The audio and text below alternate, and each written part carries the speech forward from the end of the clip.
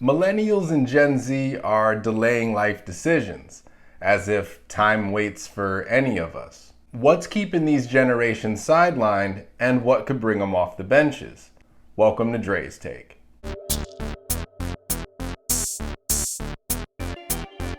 From buying a home to starting a family and having children, Millennials and Gen Z seem to be waiting and waiting and waiting. This according to a recent survey from Dave Ramsey's Ramsey Solutions. The average first-time homebuyer in the United States is now 38 years old, in contrast to our parents' generation, where the average first-time homebuyer was about 28 years old or so. And birth rates in the US now stand at 40-year lows. The survey revealed that most respondents were weary about the financial landscape, with only 37% believing that their financial situation would improve under the new administration. As for the prospect of home ownership, there seems to be a magic number for mortgage rates to bring these buyers into the game. And that number is, drumroll please, 4.5%. which is a far cry from the average 30-year fixed rate mortgage, which currently hovers around 7%.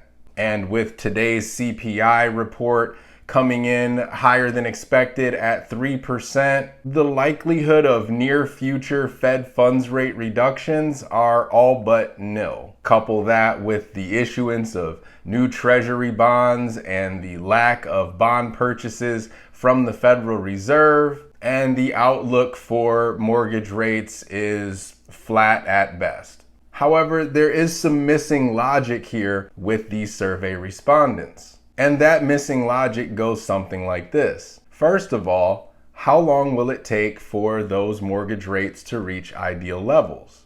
And second, what happens to prices in the meantime, as we do still have a supply and demand issue nationwide? Most experts believe that for every 1% reduction in mortgage rates, 5 million new borrowers will enter the market. So to get from 7 to 4.5, we'd likely bring about 12.5 million new buyers back into the game, increasing demand and pushing up prices. This would offset any potential savings one would hope to get by waiting for rates to come down. However, buying at today's price, thus fixing the principal amount on your loan and refinancing when those rates come down, would substantially reduce the monthly mortgage payment.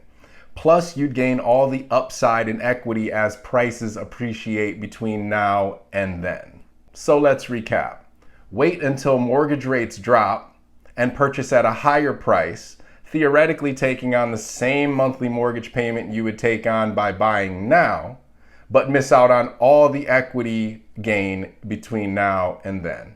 Or buy at today's price, refinance when mortgage rates come down, reducing your monthly mortgage payment at that point in the future, and increase your net worth by accumulating all of the equity gains between now and then. Which of these scenarios do you think would paint a better financial picture for you to finally start that family? This isn't rocket science, it's pocket science. Get in the game. Anyway, in the meantime, if you've got questions or if I can help you with your real estate goals in any way, feel free to reach out. I'm always happy to help. And until next week, that's Dre's Take. All right, y'all. Take care.